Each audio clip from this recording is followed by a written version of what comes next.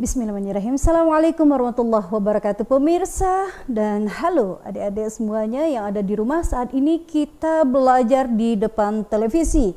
Untuk segmen ke-6 ini selama 30 menit ke depan kita akan belajar untuk siswa kelas 6 dengan tema 1 yaitu selamatkan makhluk hidup, dengan subtema 1 yaitu tumbuhan sahabatku. Dan di sini kita akan diajarkan atau guru yang akan mengajarkan adalah Ibu Gustina dari SD Negeri 54 Payakumbuh. Sebelum itu kita berdoa dulu ya, menurut kepercayaan kita masing-masing. Langsung saja kita mulai dan kita persilahkan Ibu gurunya dan yuk kita silahkan Ibu Gustina. Ya, terima kasih.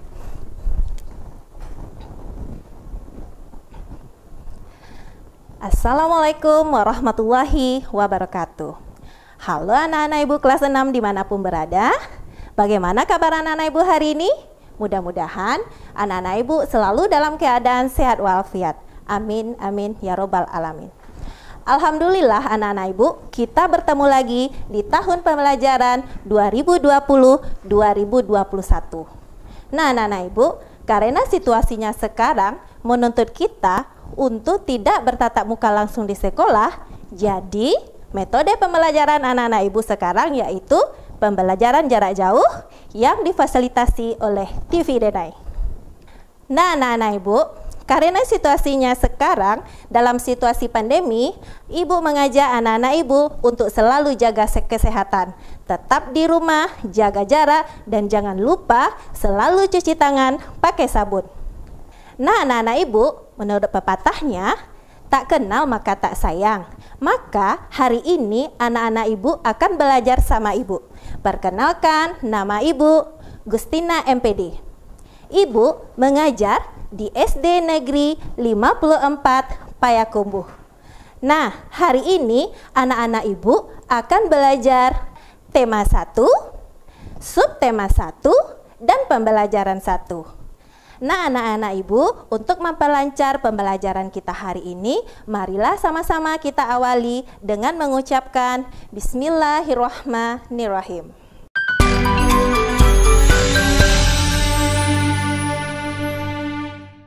Nah anak-anak ibu, untuk memupuk rasa nasionalisme anak-anak ibu, marilah sejenak kita menyanyikan lagu Indonesia Raya. Anak-anak ibu di rumah, coba ikuti lagu yang akan ibu tayangkan.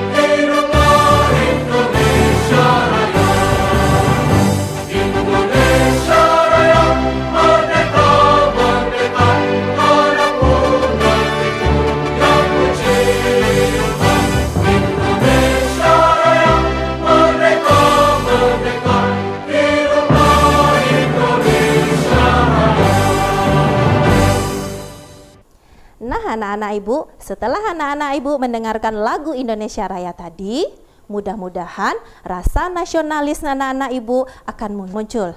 Karena ibu tahu anak-anak ibu sudah lama tidak melaksanakan upacara bendera. Sudah pasti anak-anak ibu di rumah sudah jarang menyanyikan lagu Indonesia Raya.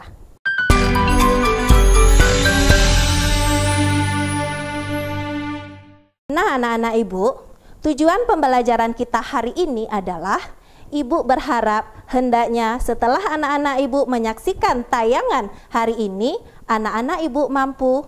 Yang pertama, anak-anak Ibu bisa menemukan ide pokok pada sebuah bacaan. Kemudian anak-anak Ibu bisa mengembangkannya menjadi sebuah tulisan dengan bahasa anak-anak Ibu sendiri. Yang kedua, anak-anak Ibu berharap nantinya mampu mengidentifikasi proses perkembangbiakan generatif pada tumbuhan. Yang ketiga, anak-anak Ibu mampu menemukan persamaan dan perbedaan karakteristik dari dua negara ASEAN.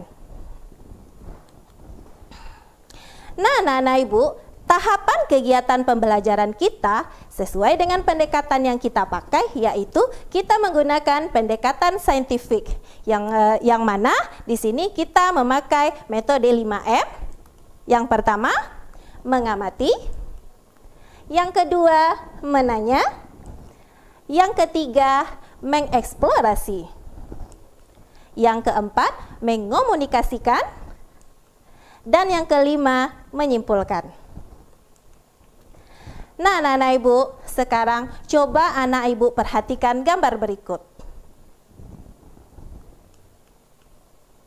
Nah, apakah anak-anak Ibu sering atau melihat tanaman ini?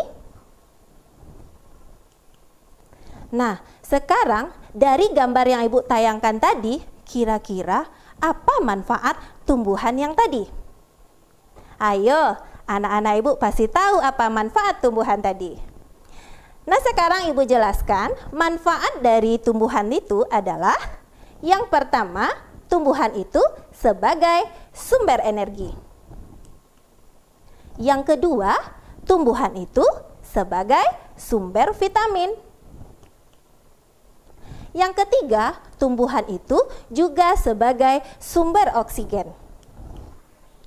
Yang keempat, tumbuhan itu bisa menjadi pengikat air tanah supaya tidak terjadi longsor dan banjir.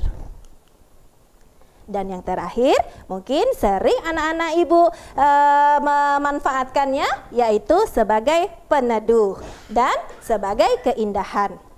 Nah, anak-anak Ibu, karena begitu banyaknya manfaat dari tumbuhan tersebut, maka kita harus bisa menjaga dan melestarikan tumbuhan. Nah, anak-anak Ibu, jika tumbuhan itu tidak anak-anak Ibu jaga, tidak anak-anak Ibu lestarikan, kira-kira apa akibatnya?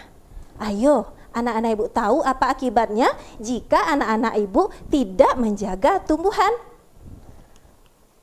Ya, bumi kita ini akan kelihatan gersang. Mungkin anak-anak Ibu tidak ada lagi tempat berteduh. Kemudian mungkin suasananya akan lebih panas karena tidak ada lagi yang menghasilkan oksigen. Kemudian akibat yang lebih berbahaya yaitu kehidupan bisa berakhir. Jadi karena berbahayanya kita tidak menyelamatkan tumbuhan, jadi anak-anak Ibu aja untuk menyelamatkan tumbuhan khususnya di sekitar kita. Dan anak-anak Ibu, supaya tumbuhan itu selalu terjaga kelestariannya, maka tumbuhan itu melakukan perkembangbiakan. Nah, sekarang kita saksikan, kita lihat bagaimana cara tumbuhan berkembang biak. Nah, anak-anak Ibu, sekarang anak-anak Ibu coba buka buku siswanya dan anak-anak Ibu membaca bagaimana cara jagung berkembang biak, yaitu ada pada halaman 2 sampai halaman 3. Anak-anak Ibu baca baik-baik ya.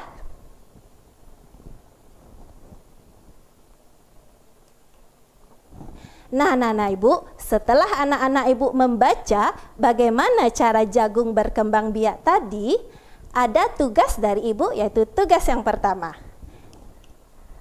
Nah, di sini anak-anak ibu sudah membaca dengan teliti bagaimana jagung berkembang biak. Di sini tugas anak-anak ibu yaitu menentukan ide pokok setiap paragraf. Pasti anak-anak ibu sudah mengetahui bagaimana cara menentukan ide pokok karena sudah dipelajari di kelas 4 dan kelas 5.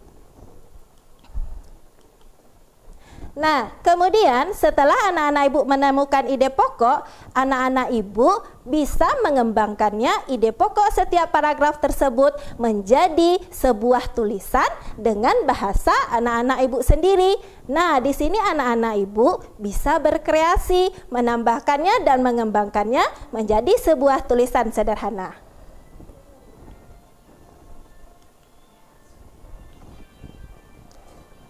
Anak-anak ibu yang ibu sayangi, tadi anak ibu sudah membaca bagaimana cara jagung berkembang biak.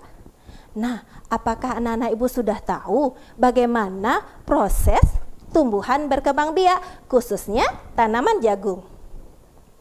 Sekarang kita lihat jagung, alat perkembangbiakannya yaitu berupa bunga. Nah, tumbuhan yang berkembang biak dengan bunga itu namanya perkembangbiakan secara generatif atau secara kawin. Nah, tahukah anak-anak ibu bagaimana proses perkembangbiakan generatif? Sebelum anak-anak ibu mengetahui bagaimana proses perkembangbiakan secara generatif, anak-anak ibu harus tahu dulu apa itu bagian-bagian bunga. Sebab untuk alat perkembangbiakan, bunga itu harus memiliki bagian-bagian bunga sempurna. Bagian-bagian bunga sempurna dapat anak ibu lihat di tayangan ibu. Yang pertama ada tangkai bunga. Yang kedua, ada dasar bunga. Yang ketiga, ada kelopak. Yang keempat, ada bakal biji.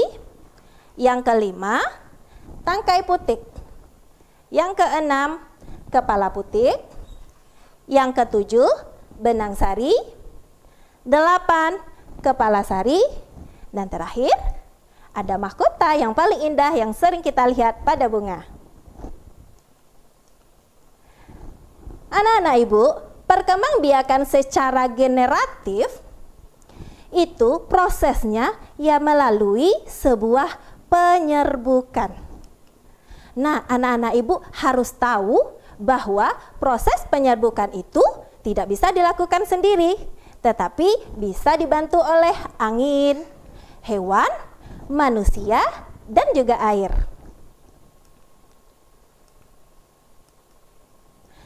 Anak-anak ibu, setelah penyerbukan, di sini bulir serbuk sari itu akan membentuk buluh serbuk sari. Kemudian buluh serbuk sari tersebut akan masuk ke dalam bakal biji. Kemudian dari bakal biji tersebut terjadilah pembuahan. Nah, pada saat terjadi pembuahan, disitulah terjadi peleburan sel kelamin jantan dan sel kelamin betina. Yang sudah ibu jelaskan ada serbuk sari dan kepala putik. Selanjutnya setelah terjadi pembuahan, hasilnya yaitu zigot. Nah, zigot itu akan berkembang menjadi lembaga. Nah, di dalam lembaga itu nanti akan berkembang lagi menjadi bakal biji dan biji. Selanjutnya dari biji tersebut, lembaga yang ada di dalam biji itu akan menjadi tumbuhan baru. Itulah proses pembuahan pada tumbuhan. Nah, supaya anak-anak ibu lebih jelas lagi, ibu akan memberikan contoh video proses penyerbukan yang dibantu oleh angin dan dibantu oleh hewan. Simak baik-baik ya anak-anak ibu. Sekarang kita mulai dengan penyerbukan yang dibantu oleh angin. Tadi merupakan tumbuhan yang serbuk sarinya mudah terbawa angin, maka seringkali proses penyerbukannya dibantu oleh angin. Nah, ini adalah tadi yang belum memiliki buahnya. yaitu masih memiliki benang sari. Ketika angin berhembus dan melewati benang sari, maka serbuk sarinya terhempas. Maka ada serbuk sari yang jatuh ke putik. Dan serbuk yang telah jatuh di putik akan turun ke ovarium. Setelah itu, beberapa waktu ke depan, benang sari yang penutupnya akan rontok. Lalu tumbuhlah buah padi. Nah, begitulah proses penyerbukan pada padi oleh angin.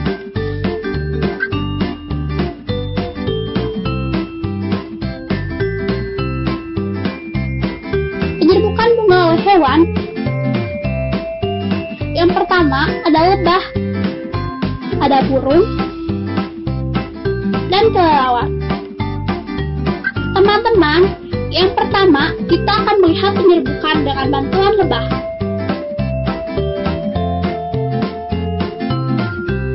Bunga sepatu adalah salah satu bunga yang seringkali dikunjungi lebah. Lebah akan datang dan menghisap nektar bunga, sementara kakinya menginjak serbuk yang ada pada benang sari. Lebah suka berpindah posisi untuk mencari-cari nektar, sehingga kakinya yang telah menginjak serbuk sari akan mengenai putik bunga. Lalu serbuk sari akan menyerap ke dalam, hingga akhirnya serbuk sari akan bertemu dengan bakal buah. Proses berikutnya adalah bakal buah akan berubah menjadi biji. Setelah itu, mahkota dan benang sari akan rontok dan tumbuhlah buahnya.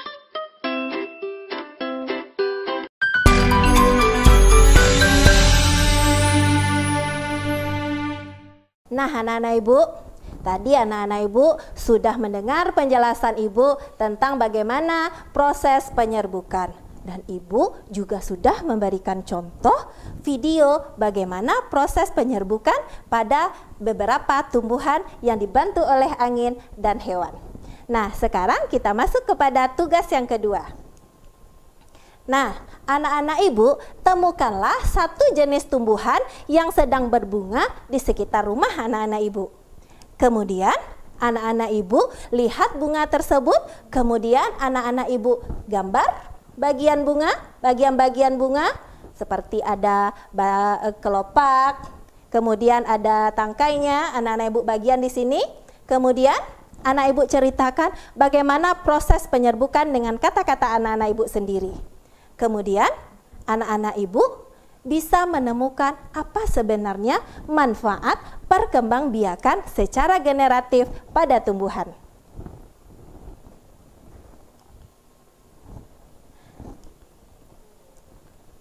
Nah, anak-anak Ibu, tadi kita sudah berbicara tentang tumbuhan.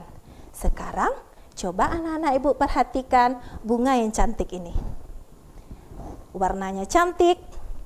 Dan ini juga ada benang sari dan kepala putiknya.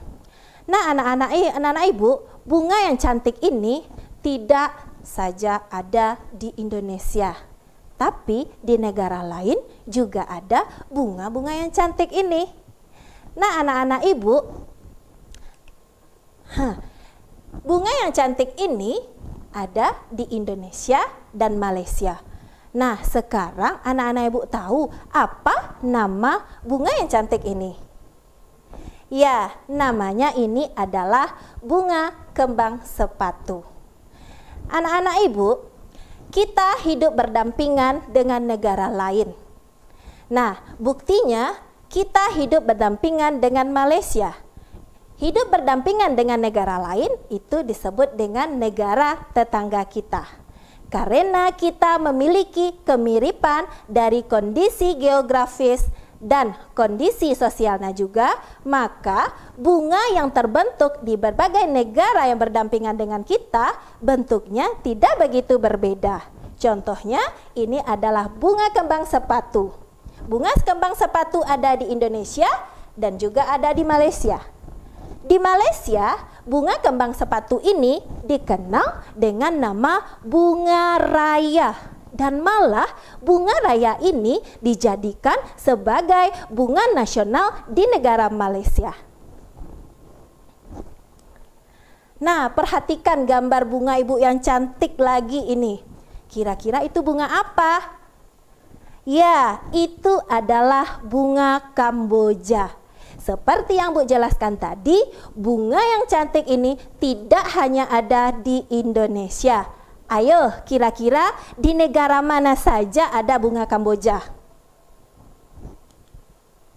Nah, bunga Kamboja ini ada di Indonesia dan Laos.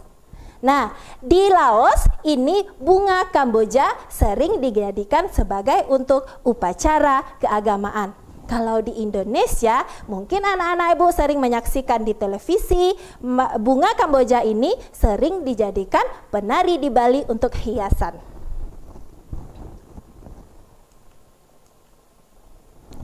Anak-anak Ibu, Indonesia, Malaysia, dan Laos itu hidup berdampingan. Dan sudah Ibu jelaskan tadi bahwa kita negara tetangga dengan negara Malaysia dan Laos.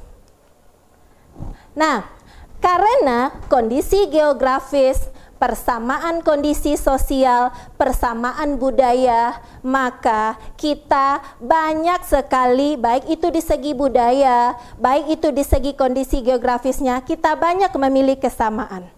Karena banyak memiliki kesamaan dan kemirikan tersebut, maka tergeraklah hati negara-negara yang hidup berdampingan ini untuk membuat sebuah organisasi yang disebut dengan organisasi ASEAN. Nah, anak-anak Ibu, sekarang negara yang tergabung di dalam organisasi ASEAN itu ada 10 negara. Anak-anak Ibu tahu negara yang tergabung di dalam ASEAN ini adalah negara yang berada di kawasan Asia Tenggara. Nah, sekarang kita lihat negara-negara mana saja yang tergabung di dalam organisasi ASEAN. Kita lihat yang pertama, negara kita yang kita cintai yaitu Indonesia. Yang kedua, Singapura, Kamboja, Thailand, Myanmar, Laos, Vietnam, Malaysia, Brunei Darussalam, dan Filipina. Nah, anak-anak Ibu, di sini sudah Ibu jelaskan negara-negara tetangga kita dan juga tergabung ke dalam organisasi ASEAN. Nah, anak-anak Ibu, ASEAN tadi sudah anak-anak Ibu lihat ada 10 negara yang berada di Asia Tenggara. Ibu ulang lagi, kira-kira latar belakangnya berdasarkan kondisi geografis yang mirip saja atau sosial budayanya mirip saja mereka membuat sebuah organisasi? Tentu tidak, anak-anak Ibu. Latar belakangnya yang pertama sudah jelas, letak geografisnya sama. Yang kedua, karena ada kemiripan budaya. Yang ketiga, ternyata ada kepentingan yang sama. Kepentingannya apa? Ayo. Ya, kepentingannya sudah jelas di bidang ekonomi. Kemudian, ASEAN ini berdiri tanggal 8 Agustus 1967. Dan berdirinya ASEAN ini didirikan melalui sebuah deklarasi yang disebut dengan Deklarasi Bangkok. Kenapa dinamakan Deklarasi Bangkok? Karena diadakan di Bangkok. Selanjutnya anak-anak Ibu, tadi ada 10 negara. Tetapi yang harus anak-anak Ibu ketahui, bukan 10 negara itu sebagai pendiri organisasi ASEAN. Tetapi ASEAN itu digerakkan pertama kali oleh 5 negara. Siapa saja negaranya? Coba kita lihat. Yang pertama, negara kita sendiri yaitu negara Indonesia. Yang kedua, negara terdekat kita, tetangga kita, Malaysia. Yang ketiga, ada negara Thailand. Yang keempat, ada negara Singapura. Dan yang kelima, ada negara Filipina. Itu adalah 5 negara pendiri organisasi ASEAN. Nah, pendiri tadi tidak mungkin negara saja, sudah pasti ada tokoh-tokohnya yang bergerak di dalam organisasi ASEAN tersebut. Kita lihat tokoh-tokoh pendiri ASEAN. Nah, bisa anak-anak ibu lihat di sini yang dari Indonesia tokohnya yaitu ada Malik. Dari Malaysia Tun Abdul Razak. Yang ketiga S. Rajaratnam. Dan yang keempat dari Thailand, anak-anak ibu lebih mudah mengingatnya dari Thailand. Kenapa? Ingat saja nama awalnya Thailand ya, Tanat Koman. Yang kelima itu ada dari Filipina, yaitu tokohnya Narcisco Ramos. Nah, anak-anak ibu, inilah tokoh-tokoh yang berjasa dalam mendirikan organisasi yang sampai sekarang ini ada, yaitu organisasi ASEAN. Setelah pendiri-pendiri ASEAN ini, negara-negara yang ada di dalam pendiri ini, barulah 5 negara yang lain menyusul masuk ke dalam organisasi ASEAN. Nah, anak-anak ibu, sekarang kita lihat kondisi geografis negara di Asia Tenggara. Dari tadi kita menyatakan kondisi geografis kita hampir mirip di kawasan Asia Tenggara. Kita lihat kawasan Asia Tenggara berada di 3 perairan. Perairan apa saja? Yang pertama, di bagian barat itu ada Samudra Hindia dan Teluk Benggala. Perairan yang kedua ada di bagian utara, yaitu Laut Cina Selatan. Yang ketiga ada di bagian timur perairannya, yaitu Samudra Pasifik. Kemudian kita lihat kondisi geografis yang kedua, yaitu kawasan Asia Tenggara itu dibagi menjadi 2 dataran. Apa saja datarannya kita lihat? Nah, datarannya ada yang berbentuk semenanjung. Negara-negara mana saja yang berbentuk semenanjung? Dapat anak-anak ibu lihat. Ada Myanmar, Thailand, Laos, Kamboja, Vietnam, dan Malaysia bagian barat. Lalu Malaysia bagian timurnya kemana, Bu? Nah, ayo kita lihat selanjutnya. Nah, bagian datarannya yang lain adalah datarannya ada berbentuk gugusan kepulauan. Anak-anak ibu sering dengar tentang kepulauan? Ya, sudah pasti negara kita berbentuk kepulauan. Nah, negara mana saja? Kita lihat. Ada negara Filipina, ada Indonesia, ada Malaysia bagian timur, ada Singapura, dan ada Brunei Darussalam. Nah, anak-anak ibu, tadi kita sudah melihat bagaimana kondisi geografis kawasan Asia Tenggara. Sekarang kita lihat bagaimana kehidupan sosial budaya masyarakat yang tergabung di kawasan negara, di kawasan organisasi Asia Tenggara atau organisasi ASEAN.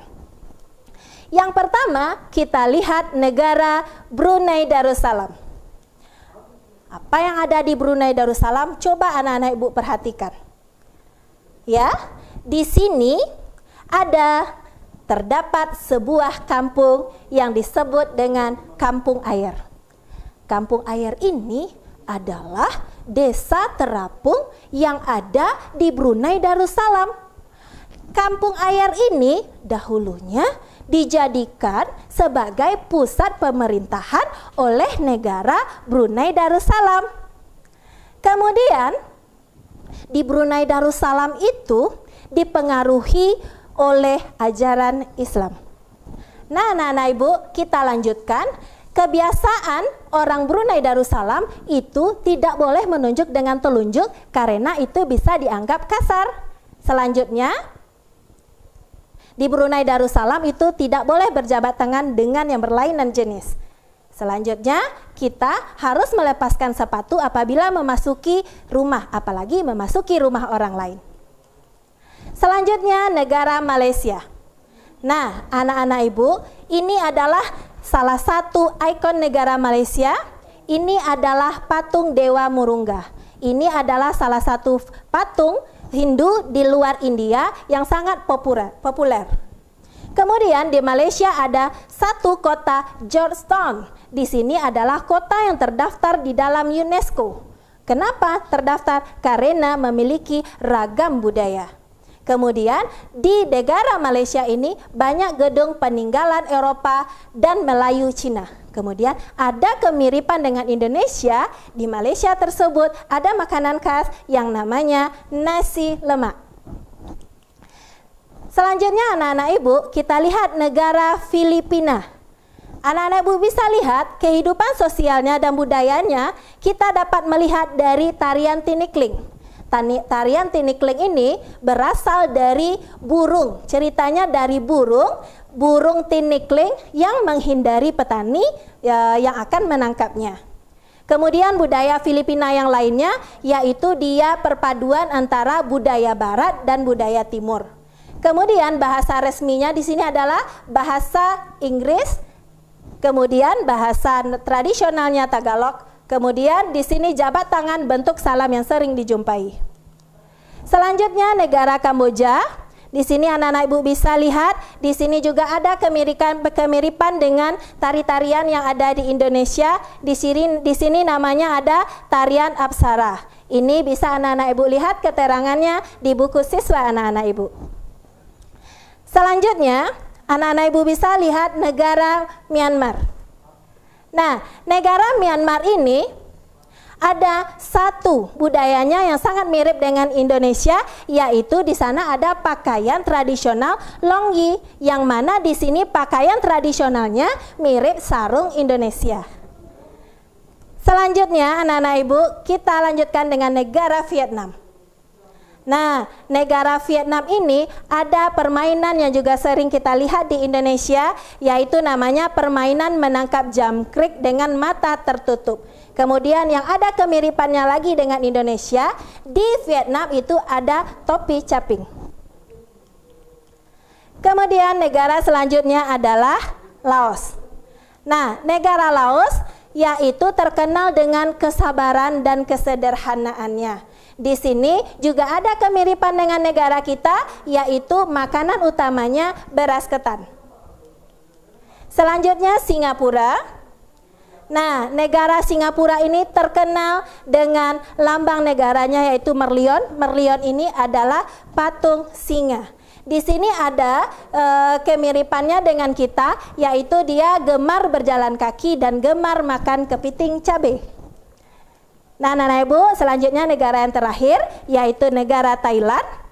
Nah, kita lihat bagaimana negara Thailand ini budayanya. Dia adalah satu-satunya negara di kawasan Asia Tenggara yang tidak pernah dijajah oleh bangsa lain. Apa kemiripannya dengan Indonesia? Yaitu tradisi minum teh. Nah, anak-anak Ibu, tugas yang ketiga yaitu anak-anak Ibu menemukan dua negara ASEAN, kemudian anak-anak Ibu temukan persamaan dan perbedaan dari kedua negara tersebut dari segi karakteristik sosial budayanya dan juga kondisi geografisnya. Nah, anak-anak Ibu menemukan ide pokok pada setiap paragraf. Anak-anak Ibu bisa mengembangkan menjadi sebuah tulisan dengan bahasa anak-anak Ibu sendiri. Kemudian dari tulisan itu, anak-anak Ibu bisa menjelaskan bagaimana proses perkembangbiakan generatif pada tumbuhan. Kemudian kesimpulannya pada hari ini adalah bahwa di negara-negara tetangga kita memiliki kemiripan dari kondisi geografis maupun sosial budayanya. Mudah-mudahan apa yang Ibu sampaikan hari ini bermanfaat bagi anak-anak Ibu dan bisa menjadi alternatif pembelajaran anak-anak Ibu di rumah. Ibu sudahi dengan mengucapkan Alhamdulillahirabbil alamin. Assalamualaikum warahmatullahi wabarakatuh. Oke, itulah paparan dari Ibu Gustina. Semoga adik-adik semuanya yang ada di rumah tertarik kembali untuk selalu belajar, dan belajar. Terima kasih adik-adik, dan kita kembali lagi belajar di rumah bersama Denai TV besok di jam yang sama. Assalamualaikum warahmatullahi wabarakatuh.